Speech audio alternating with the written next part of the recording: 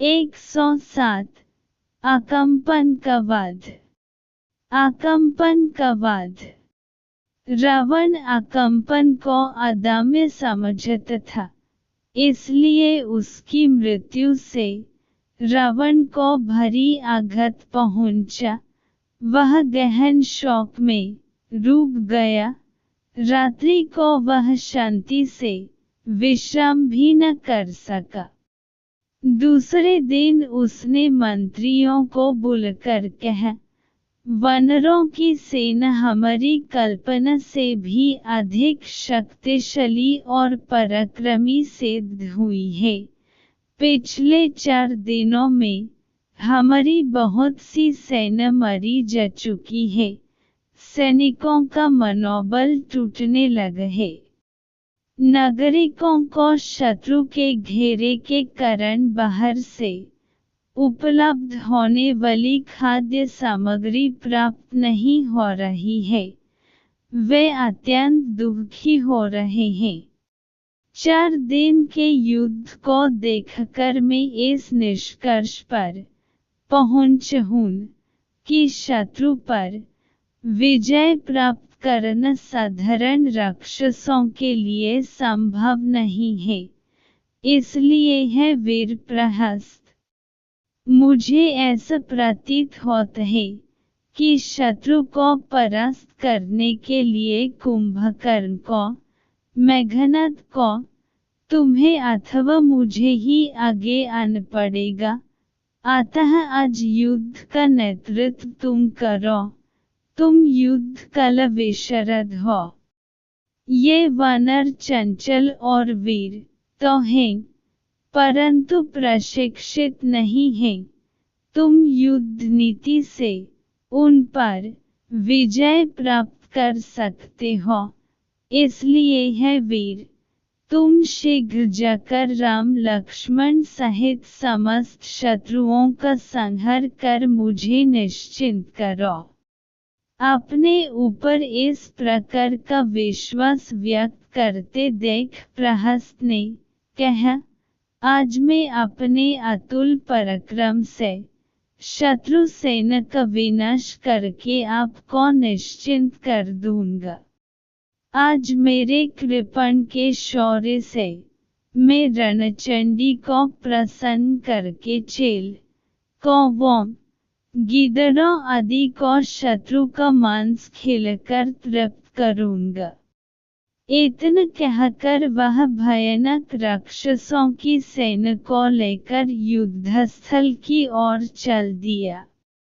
इस विशालकाय सेनापति को सदल बल आते देख रामचंद्र जी ने विभीषण से पूछा, हे लंकापति, यह विशाल देह वाला सेनापति कौन है? क्या शूरवीर है? विभीषण ने उत्तर दिया, हे रघुकुल तिलक, यह रावण का मंत्री और वीर सेनापति प्रहस्त है। लंका की सेना का 3रा भाग इसके अधिकार में है। यह बड़ा बलवान, पराक्रमी तथा युद्धकला विशारद है। यह सुनकर श्रीराम ने सुग्रीव से कहा, हे वानराधिपति, ऐसा प्रतीत होता है कि रावण को इस पर बहुत विश्वास है। तुम इसे मारकर रावण का विश्वास भंग करो। इसके मरने पर रावण का मनोबल गिर जाएगा। राम का निर्देश पाते ही सुग्रीव ने श्रेष्ठ वानर सेनापतियों को यथोचित आज्ञा दी, जो बड़े वेग से राक्षसों पर टूट पड़े। राक्षस भी तोमर, त्रिशूल, गदा, तीर कमान आदि से वानर सेना पर आक्रमण करने लगे। प्रहस्त ने स्वयं और उसके सेनानायकों ने अपने अप्रतिम रण कौशल से भयंकर दृश्य उपस्थित कर दिया और सहस्त्रों वानरों का सफाया करके रणभूमि को शवघर बन दिया। यह देख अनेक महारथी वानर अपनी पूरी शक्ति से राक्षसों से जूझने लगे। उन्होंने भी भयानक प्रतिशोध लेकर सहस्त्रों राक्षसों को सदा के लिए समरभूमि में सुल दिया। एक और राक्षसों की तलवार से कट कट कर सैकड़ों वानर भूमि पर धराशायी हो रहे थे, तो दूसरी ओर वानरों के घूंसों और थप्पड़ों की मार से सहस्त्रों राक्षस रक्त की उल्टियां कर रहे थे। कभी वीरों की गर्जन से भूमि कांप उठती और कभी आहतों के चित्कार से आकाश थर्र उठता। ऐसा प्रतीत होता था कि रक्त की सरिता में बाढ़ आ गई है और उसने सागर का रूप धारण कर लिया है। जब वानर वीर द्विवेद ने महावीर नरातक के हाथों अपने सैनिकों की दुर्गति होती देखी, तो एक भारी शिला का वार करके उसका प्राणांत कर दिया। द्विवेद के इस शौर्य से उत्साहित होकर दुर्मुख ने प्रहस्त के प्रमुख सेनापति समुन्नत को मार गिराया। उधर जांबवंत ने एक भारी शिला से प्रहार करके मेहनत का अंत कर दिया। फिर तारा नामक वानर ने अपने नाखूनों से कंभनु का पेट चीरकर उसे यमलोक भेज दिया। कुछ ही क्षणों में इन 4 सेनानायकों को मरते देख प्रहस्त ने क्रोध करके चारों दिशाओं में बाण छोड़ने आरंभ कर दिए।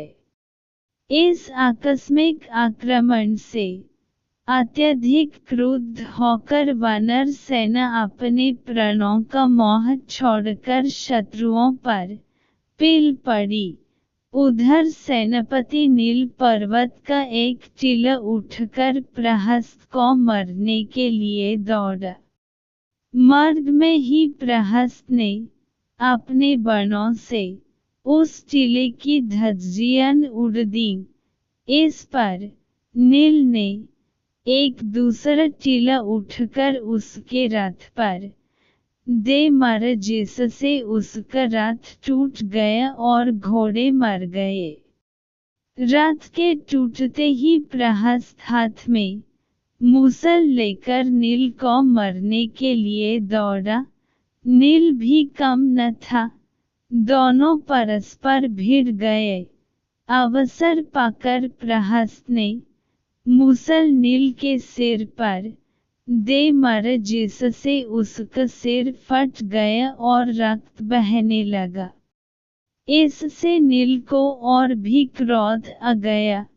उसने फुर्ती से एक शिला उठकर प्रहस्त के सिर पर पूरे वेग से दे मारा, जिससे उसका सिर चूर चूर हो गया और वह मर गया। प्रहस्त के मरते ही उसकी सेना ने पलायन कर दिया।